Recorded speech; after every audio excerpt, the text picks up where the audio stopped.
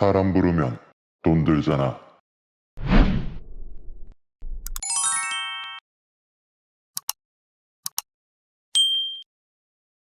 안녕하세요, 베테우스입니다.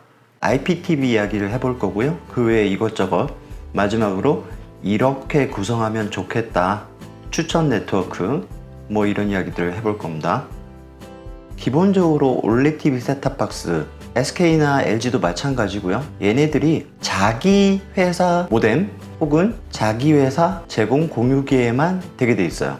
이런 식으로요. KT 같은 경우는 이제 모뎀에 직결하든지 KT 제공 공유기에 연결하든지 이렇게 돼 있단 말이에요. 그런데 메시 네트워크 같은 거 구성할 때 KT 공유기를 안 쓴다 그랬죠? 이렇게 써야 되는데 이게 안 돼요. 기본적으로 안 됩니다. 그럼 어떻게 하냐? 지금부터 설명드리는 거는 IP타임 공유기에 대한 거예요. 다른 회사도 대부분 비슷하긴 합니다. 사설 공유기에서 IPTV를 사용할 수 있게 해보자. KT와 LG, SK는 방식이 조금 다르긴 하지만 똑같이 공유기 설정 페이지에 들어가십니다. 메뉴를 잘 찾아보시면 IPTV를 사용하게 설정하는 코너가 있어요. 설정하시고, KT 같은 경우는 그렇게 설정하고 나면 특정 포트, 뭐 4번이 됐든 1번 포트가 됐든 그 공유기의 특정 포트에만 IPTV를 허용하게, 그리고 그 포트는 셋탑 전용으로 쓴다, 이렇게 돼 있어요. 다시 말해 이제 컴퓨터나 뭐 이런 거는 물리지 않는 게 좋습니다. 그 전용 포트를 허브로 확장해서 컴퓨터도 물리고 셋탑박스도 물리고 이렇게 안 하는 게 좋다는 뜻이에요. 이유가 이제 4번에 나오죠. 메쉬 네트워크를 구성하려고 사설 공유기를 쓰는 거잖아요. 그런데 그렇게 지정을 하고 나면 그 포트 아랫단은 독립 네트워크로 변해요. 우리가 만든 홈 네트워크하고는 별개의 독립 네트워크가 되는 거예요. 공유기 하나 그 자리에 새로 물린 거나 똑같아요. 공유기 모드로 설정을 한 공유기를. 이해하시겠나요? 그렇기 때문에 그 포트에는 오로지 IPTV만 쓰는 게 좋아요. 그래서 램 포트가 2개가 있을 경우는 뭐 고민할 게 없습니다. 하나는 우리가 기존에 구성한 홈 네트워크에 연결하시고요. 나머지 하나는 그냥 모뎀에다 연결하세요. 이 IPTV는 어차피 우리의 홈 네트워크하고는 상관이 전혀 없어요. 그냥 TV만 보는 거기 때문에. 그래서 제가 예전에 램 포트는 무조건 2개 이상 만들어라, 그 말을 드린 겁니다. 2번이 문제입니다. 2번이. 제가 아까 말씀드렸잖아요. IPTV 단독으로만 쓰는 게 좋다. 그런데 죽어도 그 방에 컴퓨터를 써야 돼. 그러면 그 방에 KT 공유기를 배치하십시오. 그 KT 공유기는 당연히 모뎀에 직결되어 있는 상태고요. 역시 이제 홈 네트워크와는 아무 상관이 없어지죠. 난 그게 너무 싫어. 죽어도 나의 컴퓨터는 홈 네트워크에 참가를 해야 돼. 그런 방법이 없습니다. 이 램포트 하나는 그냥 IPTV 단독으로 쓰시고요. 그 방은 무선 네트워크를 이용하십시오. IPTV는 뭐 이 정도로 정리를 하겠습니다. 홈 네트워크를 만들 때 주의사항이 있습니다. 포트가 모자랄 때 허브를 쓰잖아요. 이런 식으로 쓰는 경우가 있습니다. 멀티탭 사용하듯이 허브 밑에 또 허브 달고 또 허브 달고 또 허브 달고. 그래도 되는 걸까요? 이런 거 한번 생각해 봅시다. 어떤 이유로 공유기 밑에 허브를 2개를 달았습니다. 문제 없나요? 문제 없습니다. 이거 총 10포트를 사용할 수 있는 거죠. 그러니까 이거랑 10포트짜리 공유기를 쓰는 것과 똑같습니다. 그런데 별로 추천하지 않습니다. 꼭 필요한 경우가 아니면. 왜냐면 일단 이거마다 각 허브와 공유기마다 다 전기가 들어가죠. 전력 낭비가 좀 있을 거고요. 그리고 이런 식으로 연결을 하면 어쨌든 이 네트워크를 제어하는 칩셋들이 다 따로따로 있기 때문에 속도 저하가 생깁니다. 결론적으로는. 어쩔 수 없을 때 이렇게 쓰는데, 공유기를, 포트가 많은 공유기를 쓰는 게 사실은 제일 좋습니다. 허브는 꼭 필요한 경우에만 쓰십시오. 어쨌든 이렇게 쓰는 경우가 있을 거고요. 이건 어떻습니까? 아까는 이렇게 물렸는데 이번에는 허브 밑에 또 허브를 물린 거죠. 이거 되나요? 됩니다. 똑같습니다. 아까랑 똑같아요. 100%.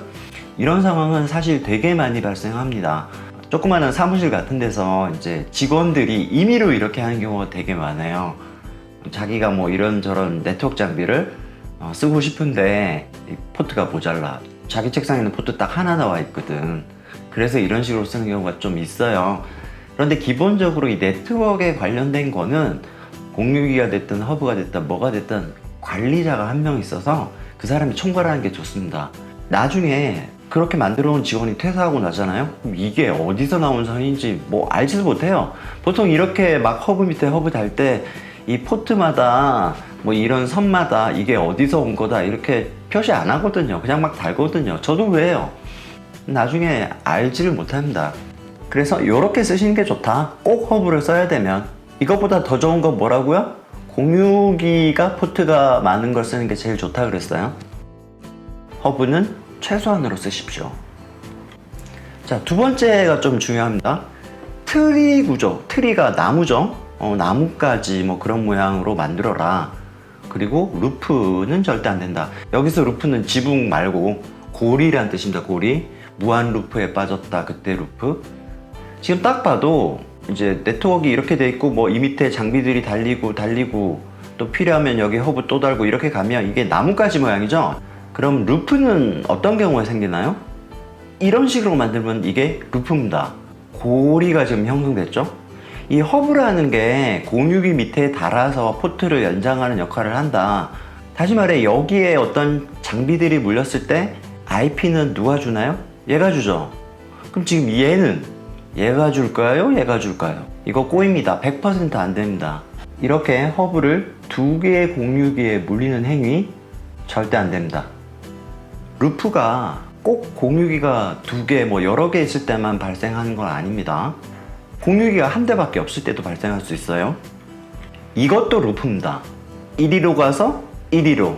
그죠? 왜 이것도 루프냐면 아까와 똑같은 거예요.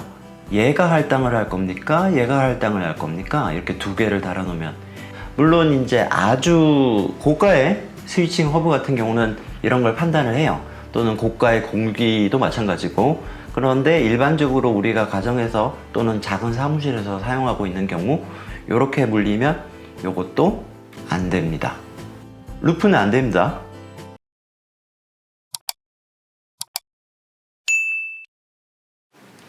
자, 그러면 베테우스와 함께 홈 네트워크를 실제로 만들어 보시죠. 먼저 이렇게 그림을 대충 그리세요. 저는 뭐 이렇게 그렸지만 여러분들 자유롭게 다양하게 그리셔도 됩니다. 꼭 들어가야 될 건 뭐라고요? 단자함입니다. 지금 저는 이제 거실하고 안방, 방이 더 있으면 더 그리시면 되고요. 요거 선, 포트 숫자입니다. 지금 안방에 포트 2개란 뜻이고요. 거실에도 포트가 2개란 뜻이에요. 포트 숫자는 꼭 맞춰주셔야 되고, 그 다음에 할 일은 네트워크 장비를 배치를 하십니다. 모뎀, 기본적으로 깔려 있는 거죠. 여러분들이 뭔가를 하기 전에. 그리고 랜이 필요한 장비들, 스마트 TV, 뭐 셋탑박스, 안방에는 컴퓨터도 필요하죠. 단자함 속에 공유기를 배치할 건데 저는 메쉬 와이파이를 만들 거거든요. 그러면 컨트롤러가 필요한데 이 단자함은 으슥한 곳이죠. 그래서 저는 유선 컨트롤러를 배치를 할 겁니다. 이렇게요. 공유기입니다. 공유기. 안테나가 없지만 공유기예요. 만약에 이 공유기가 포트 수가 많아서 다 해결이 되면 상관이 없는데 포트가 좀 모자라. 지금 저는 이제 방을 하나만 그려놨지만 뭐 방이 한 5개쯤 돼. 그래갖고 여기 한 10포트쯤 들어와. 그러면은 뭐가 필요해요? 허브 필요하죠. 2개가 비슷해 보이지만 여기 노란 거 보이시나요? 노란 게 있으면 공유기죠. 얘는 다 똑같단 말이에요. 이런 식으로 공유기와 허브를 배치를 합니다. 그러면 이제 에이전트가 필요하겠죠? 여기 하나 필요할 거고요. 여기 하나 필요할 겁니다. 이렇게 놓고요. 여기도 이렇게 놓겠습니다. 배치는 다 끝난 거고요. 이제 연결해 보겠습니다. 셋탑박스는 모뎀에 직결을 해라. 모뎀 직결은 파란 선으로 쓰겠습니다. 이렇게 가고 이렇게 하면 되겠죠. 얘는 이렇게 가고 이렇게 하면 될 겁니다. 셋탑박스에서 스마트 TV로 연결을 하겠죠. 이거는 랜 연결 아니에요. 그냥 뭐 HDMI 출력이죠. 출력. 얘도 마찬가지. 그러면 모뎀 직결은 다 끝났네요. 자, 이제 우리의 홈 네트워크, 메시 네트워크 연결을 한번 볼까요? 초록색으로 표시를 해보겠습니다. 먼저 모뎀에서 공유기로 줄 거고요. 컨트롤러에서 안방으로 하나 뽑고요. 다시 에이전트로 들어갈 겁니다. 랜 포트로 들어가는 거 기억하시고요. 에이전트에서 컴퓨터, 스마트 TV 이렇게 하면 안방 끝이죠. 얘는 어떻습니까? 컨트롤러에서 직접 가도 되겠지만 허브를 써서 이렇게 랜으로 가고요. 스마트 TV 연결. 방이 몇 개가 있든 마찬가지죠. 이런 식으로 하나씩 연결하시면 됩니다. 이게 네트워크 배치의 끝입니다. 조금 알아보기 쉽게 펼쳐보겠습니다. 트리 구조 맞죠? 모뎀이 있고요. 메쉬 컨트롤러고요. 뭐 허브까지가 컨트롤러라고 봐도 되겠죠. 컨트롤러에서 필요한 곳으로 에이전트로 유선 연결, 여기도 유선 연결, 모뎀 직결이 필요한 셋탑박스는 파란색으로 직결, 이런 거죠. 다른 곳 이쯤에 또 네트워크 환경이 필요한데 그런데 여기서 유선 랜이 없다. 그럼 어떻게 해? 얘로부터 이런 식으로 무선으로 받으면 되죠. 무선 백홀이 있는 애로부터 받아가지고 여기에 에이전트를 달면 이 아랫단은 또 네트워크를 사용할 수 있을 거예요. 이런 식으로 구성하시면 됩니다. 자, 여기까지 할 거고요. 네트워크 관련 영상을 하면서 이게 유튜브라는 게 참 어렵구나 이런 생각을 한 게, 똑같은 영상에 대해서 어떤 분은 그게 무슨 소리냐, 이해가 안 된다, 무슨 말인지 모르겠다 이런 분도 계셨고요. 아니 그거 뭐 쉬운 걸 그렇게 빙빙 돌려 말하냐 이런 분도 계셨어요. 이게 눈높이 맞추기가 진짜 어려워서 그렇습니다. 그런데 이제 유튜브라는 게 그렇지 않습니까?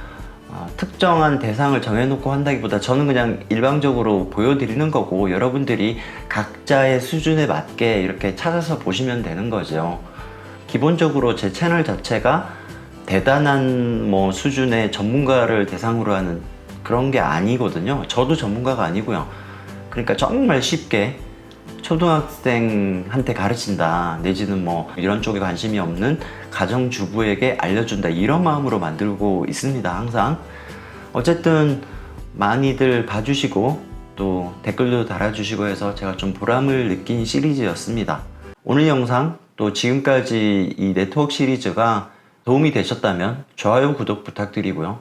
감사합니다. 지금까지 베테우스였습니다.